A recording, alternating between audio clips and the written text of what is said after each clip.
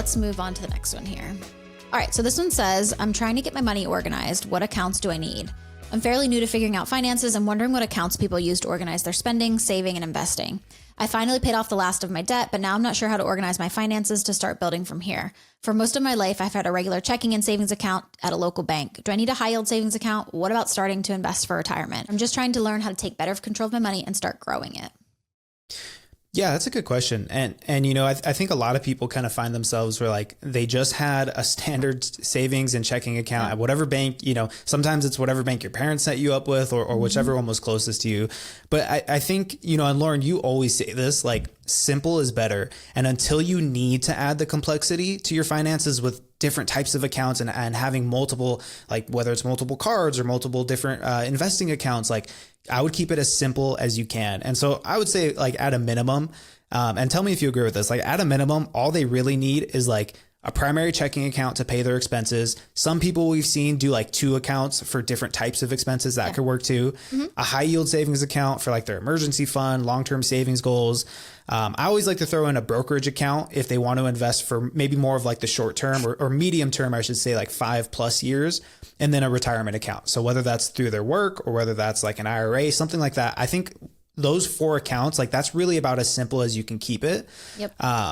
And I don't think you need to get complex there until you start to get to like that next level where your net worth is starting to grow, and now having various different accounts is actually going to add more value than it does complexity. What do you think? Yeah, absolutely. You know, I think a lot of people have trouble just managing their money day to day. They do not need 100 different accounts, a million credit cards and stuff like that. You know, you already said, I am the queen of simple money. So, like you said, like I really try to make things simple for myself. So my credit card, my checking account, or like my debit card, my checking account, and my high yield savings account is all through the same, like company. So like when I log in, I can see all of those things at once.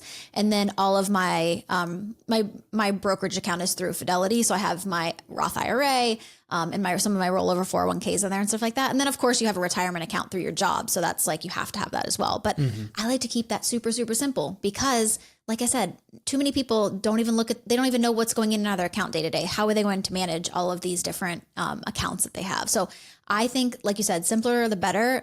You know, maybe as you grow your net worth and, your investments and things like that, maybe you move some things around, but it's going to work like this for a very long time for most people.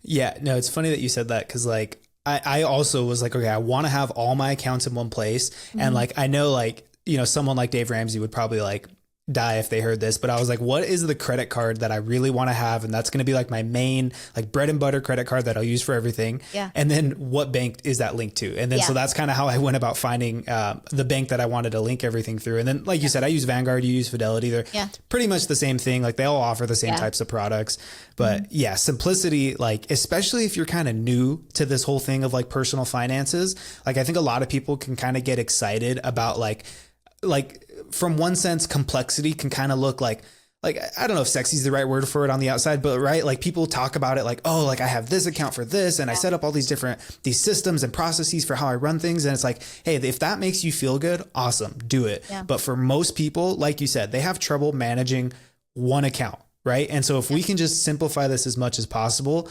then as you start to get a handle for it, then you can start to see, all right, is there actually a value add by opening up another account in whatever area of your finances it is? But simple is always better. Yeah. And something I wanted to touch on here, I think a lot of people, at least a lot of people that I've talked to, probably you as well. This is a great question because a lot of people have that primary checking and savings from their bank for a very long time. Yeah. And they will keep that savings, they'll keep their savings, their emergency fund in that savings account, making 0.02% on it. Oh, yeah. Just because it's at the bank. They've always had it. That's just what they've done since they were 16. That's just what you do. And I will literally talk to people about their high yield savings accounts, and tell them like, oh, you could be making like 4% on this savings. Like, why haven't you moved it over yet? And they're just like, oh, like I just thought I had to keep it here. And I'm like, you need to go do this right now. It's going to take you 5 minutes. And then they'll report back and be like, oh my gosh, I cannot believe that I didn't do this sooner. And like, then they start to see like a little bit of interest they can make off of their savings. And they're like, I'm so mad at myself that I never did this. And like that I didn't even know, a lot of people don't even know they exist, So definitely a good question to ask. And yes, break away from your bank savings account.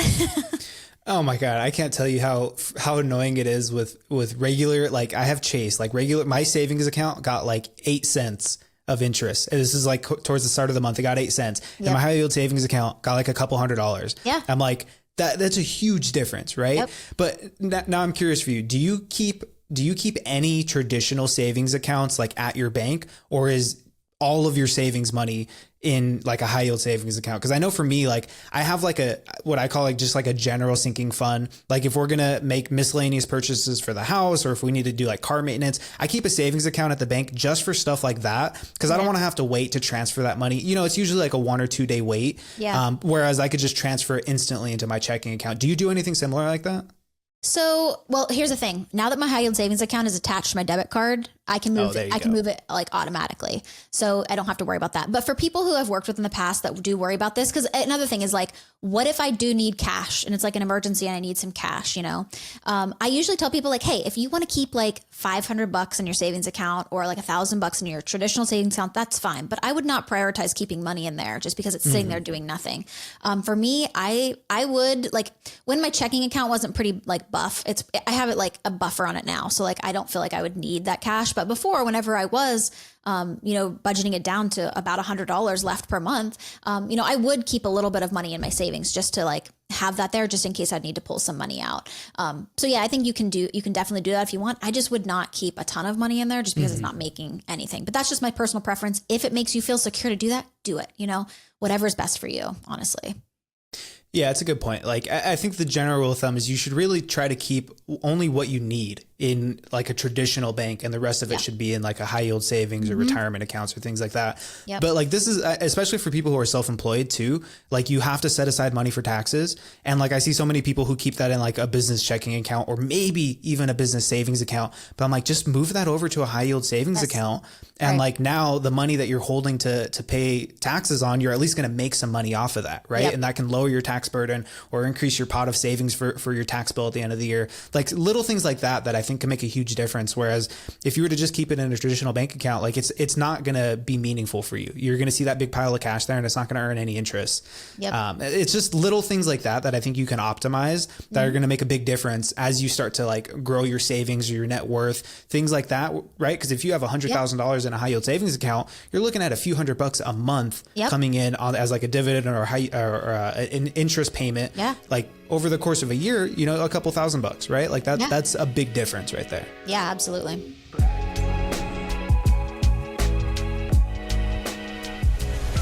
The information, opinions, and recommendations provided on this podcast are for entertainment purposes only and do not constitute professional financial advice. Any financial decisions you make based on the content of this podcast are your responsibility. We strongly recommend consulting with a licensed financial advisor or other qualified professional before making any significant financial decisions. By listening to this podcast, you acknowledge that we are not liable for any financial outcomes.